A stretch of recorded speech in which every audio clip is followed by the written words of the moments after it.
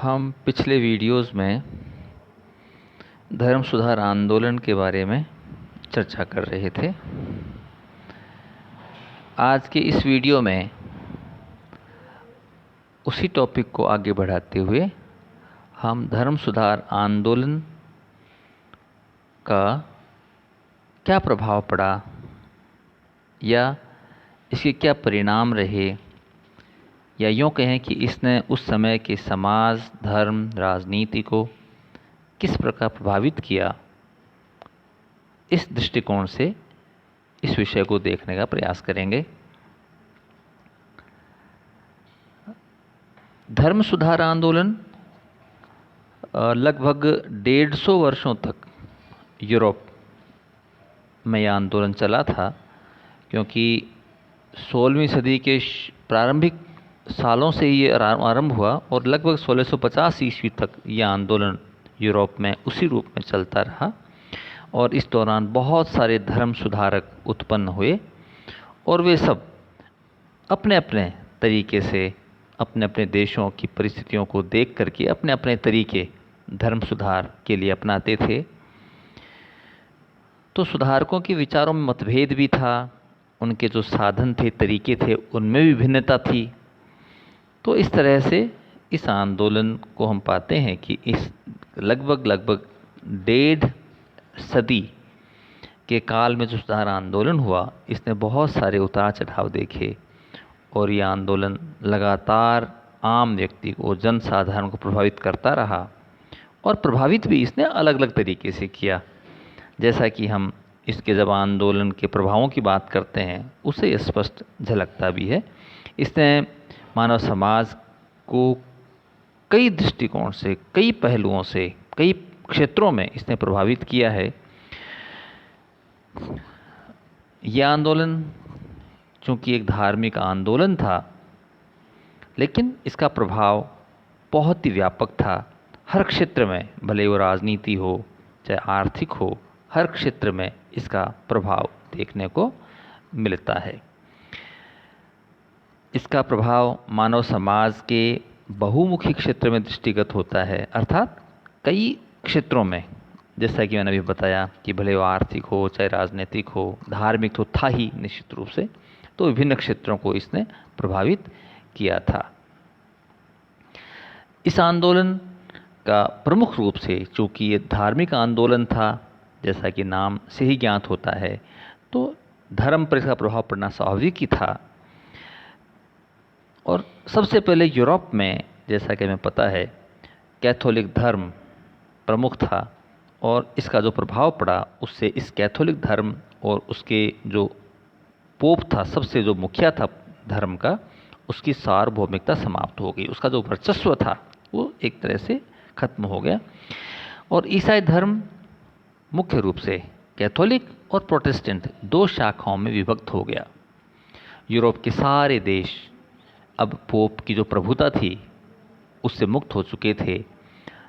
साथ साथ एक आश्चर्यजनक बात यह है कि धर्माधिकारियों का जीवन, जिस तरह का हम बात कर रहे थे पहले वाली वीडियो में बताया था कि धर्माधिकारियों का जीवन किस तरह का था, उसमें आमूलचूल बदलाव हमें देखने को मिलता है और उसका फिर उसकी नकल करना या उसका अनुसरण करना जनसाधारण में भी अब ये देखने को मिलता है कि वो अंधविश्वासों में विश्वास नहीं करते थे। धर्म अब मानव विकास में बाधक नहीं रहा था, क्योंकि कैथोलिक, जैसा कि हम पाते हैं कि कैथोलिक जो धर्म को मानने वाले थे, ये पोप के नेतृत्व में अपने धर्म की बुराइयों को दूर करने का प्रयास करने लगे। और एक बहुत बड़ा जो बदलाव इस युग में पाते हैं वो ये है कि जब कैथोलिक खुद ही शासकों की मदद से अपने धर्म में बदलाव करने लगे, तो वहाँ पर एक आंदोलन, इस धर्म सुधार आंदोलन का सामना करने के लिए, अर्थात लूथर वगैरह ने जिस तरह से आंदोलन किया था धर्म में सुधार लाने के लिए, तो उसका प्रतिवादात्मक धर्म सुधार आंदोलन वहाँ शुरू होता है। यानी इसका प्रतिवाद करने लग गए। धर्म सुधार आंदोलन का प्रतिवाद कैसे किया? अपने खुद के धर्म में व्याप्त बुराइयों को दूर करने का प्रयास करके उन्होंने रिफॉर्मेशन का, काउंटर रिफॉर्मेशन शुरू कर दिया। ये एक बहुत ही रोचक सा डेवलपमेंट या ऐसा हम इस युग में देखते हैं, ऐसा बदलाव इस समय आता है। कैथोलिक धर्मावलंबियों ने अपने जीवन में सुधार किया निश्चित रूप से। पोप ने पाप मोचन पत्रों की बिक्री बंद कर दी, जिससे कि वो जीवन से मोक्ष की बात कर रहे थे कि इससे पापों से मुक्ति हो जाएगी ये खरीदने पर, तो उन पत्रों की बिक्री बंद हो गई। अब सांसारिकता, भोग विलासिता सबसे बाहर निकल करके और धर्माधिकारियों ने आध्यात्मिकता की ओर अपना रुझान बढ़ाया। अब गिरजाघरों में भी वे अपने जिम्मेदारी को निभाने लगे और इस सब का प्रभाव आम व्यक्ति के जीवन पर भी पड़ा, क्योंकि धर्म का क्षेत्र निश्चित रूप से, जैसा कि हमें पता है, ये जिस तरह से आंदोलन का आरंभ हुआ था वो धार्मिक कटुता को लेकर हुआ था। धार्मिक कटुता यानी धर्म की वजह से समाज में फ्रैक्शन आ गए थे। धर्म के अंधविश्वास को मानने वाले और उसकी पीड़ा को झेलने वाले, उसको धार्मिक कटुता वहाँ पर आ गई थी। अब वो समाप्त हो गई और इसने मानव समाज के समक्ष धार्मिक दृष्टि से अच्छे प्रभाव छोड़े। अब यूरोप में धार्मिक कटुता के स्थान पर धार्मिक सहिष्णुता की भावना विकसित हुई। इस आंदोलन के बाद सभी वहाँ के लोग, सभी निवासी अपने अपने धर्म का आचरण करने लगे, अन्य धर्मों के प्रति भी सहिष्णु रहने लगे। तो इस तरह का बदलाव हम पाते हैं यूरोप में आता है। अब वो किसी एक धर्म का आधिपत्य नहीं रहा, धर्म के नाम पर अत्याचार बंद हो गए। अब धर्म सुधारकों को फांसी के तख्ते पर नहीं झूलना पड़ता था। तो धर्म के क्षेत्र में जनसाधारण, कहने का अर्थ ये कि स्वतंत्र हो चुका था और वो किसी भी धर्म संप्रदाय का अनुसरण कर सकते थे। तो पोप का जिस तरह का वर्चस्व था वो अब समाप्त हो गया था। जिस तरह से धार्मिक क्षेत्र को प्रभावित किया धर्म सुधार आंदोलन ने, उसी तरह से हम पाते हैं कि इसने राजनीति भी इससे अप्रभावित नहीं रही। कहने को तो धर्म सुधारकों के विचार धार्मिक थे, पर उन्होंने यूरोप की राजनीति को भी प्रभावित किया था, ऐसा मानना है इतिहासकारों का। उनकी धारणा थी कि राज्य भी एक चर्च की भांति परमात्मा द्वारा ही निर्मित है। ऐसा माना जाता था कि ये भी डिवाइन उसका ओरिजिन है, परमात्मा द्वारा ही ये निर्मित है। अतः राज्य को चर्च के अधीन रहना आवश्यक नहीं है। लेकिन राज्य में रहते हुए सच्चे जो ईसाई हैं, उनका जो अंतःकरण, उनका कॉन्शियंस, उनका मन, आत्मा, उसके विरुद्ध आचरण नहीं करना चाहिए, ऐसा भी उनका मानना था। यदि भी उनका आत्मा, उनके अंदर की आवाज़, उनका इनर कॉन्शियंस ये कहता है कि राज्य के आदेश का पालन करना ठीक नहीं है, तो उसे सहर्ष दंड भी स्वीकार कर लेना चाहिए। धर्म सुधारकों में ने राजा को सर्वोपरि भी माना, उसकी सार्वभौमिकता को सर्वोच्च भी माना और अविभाज्य भी माना कि उसकी ताकत है, वो शक्तिशाली है, वो सार्वभौमिकता है, उसमें सर्वोच्च है। पर साथ ही उन्होंने सरकार की आलोचना करना भी एक सच्चे ईसाई का कर्तव्य बताया है। ये बड़ी महत्वपूर्ण बात है। काल्विन एक विचारक था, तो उन्होंने परमात्मा को ही सच्चे शासक के रूप में स्वीकार किया। साथ ही उन्होंने यह भी बताया कि राज्य को चर्च का समर्थन करते हुए ईसाई धर्म के प्रसार का भी प्रयास करना चाहिए। जबकि अन्य विचारक जैसे जीन बॉडिन ने कहा कि राज्य का प्रमुख कर्तव्य राज्य में शांति व्यवस्था रखना है, उसे धार्मिक विषयों में कम रुचि लेनी चाहिए। इसी तरह से एल्थुसियस राजनीति शास्त्र को, धर्मशास्त्र को अलग रखने के पक्ष में था। तो हम पाते हैं कि इस आंदोलन ने राज्यों को धर्मनिरपेक्ष रहना भी सिखाया। तो राजनीतिक क्षेत्र में भी इसका काफ़ी व्यापक प्रभाव पड़ा और दूरगामी प्रभाव पड़े कि किस तरह से राज्य धर्मनिरपेक्ष रह सकता है। पहले दोनों एक साथ, दोनों पर्याय हुआ करते थे एक दूसरे के, स्टेट और चर्च। लेकिन अब ये पाते हैं कि इस तरह का बदलाव इस स्थिति में धर्म सुधार आंदोलन के फलस्वरूप आता है। आर्थिक क्षेत्र की अगर हम बात करें तो धर्म सुधारकों ने अर्थव्यवस्था पर कोई विशेष ध्यान नहीं दिया, लेकिन फिर भी उनके विचारों ने उस क्षेत्र को भी प्रभावित किया, भले वो अप्रत्यक्ष रूप से किया होगा।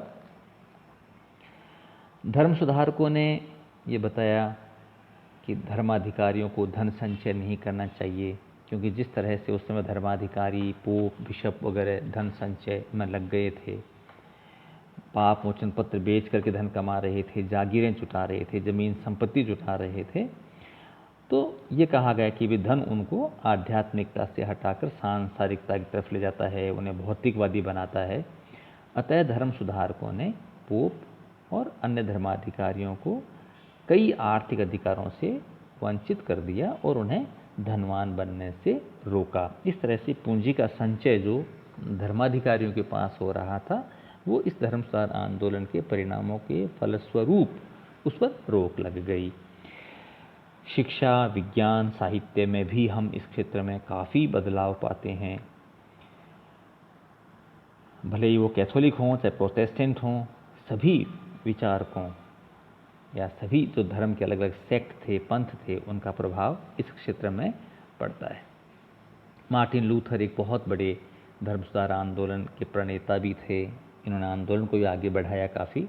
इन्होंने सबसे पहले निःशुल्क शिक्षा का विचार जनता के सामने रखा था और ये फिर धीरे धीरे प्रोटेस्टेंट ये धीरे धीरे लोगों में स्वीकार भी किया गया और अमेरिका में इसको सबसे पहले स्वीकार किया। खैर यूरोप में भी ये काफ़ी फैला। प्रोटेस्टेंट धर्म, जो प्रोटेस्टेंट्स थे, जो लूथर वाद को मानते थे, प्रोटेस्टेंट्स धर्म से प्रभावित राज्यों ने शिक्षा देने का कार्य स्वयं संभाला, क्योंकि वो मार्टिन लूथर के विचारों से प्रभावित थे।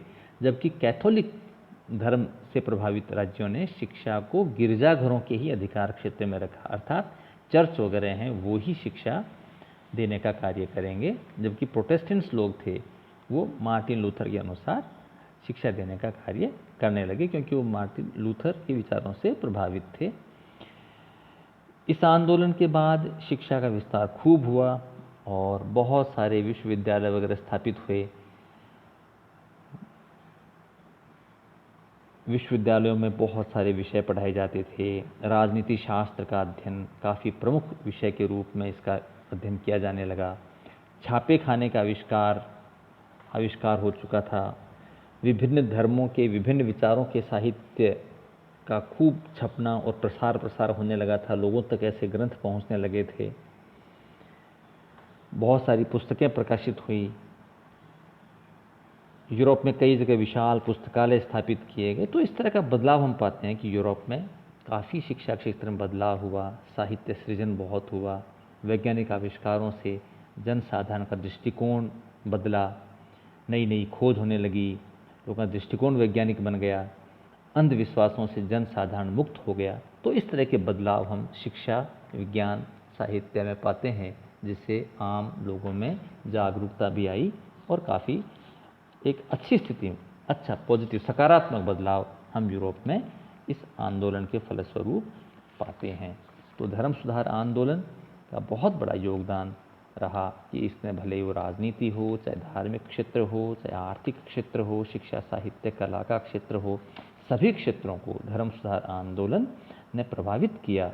और इसने एक तरह से लिगेसी, इसने दान दिया, इससे कुछ देन है जो इसकी वजह से यूरोप में एक नवीन युग का प्रारंभ होता है।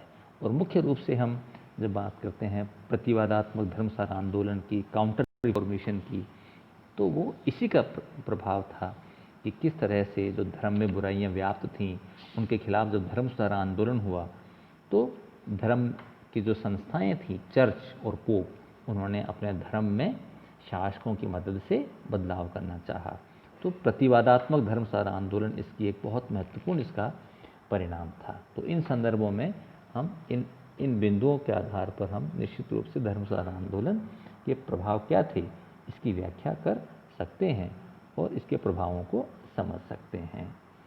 आज की इस वीडियो में हम सिर्फ ये धर्म सुधार आंदोलन के प्रभाव के बारे में बात कर रहे हैं और अगले वीडियोज़ में हम जो काउंटर रिफॉर्मेशन था उसकी बात करेंगे। Thank you.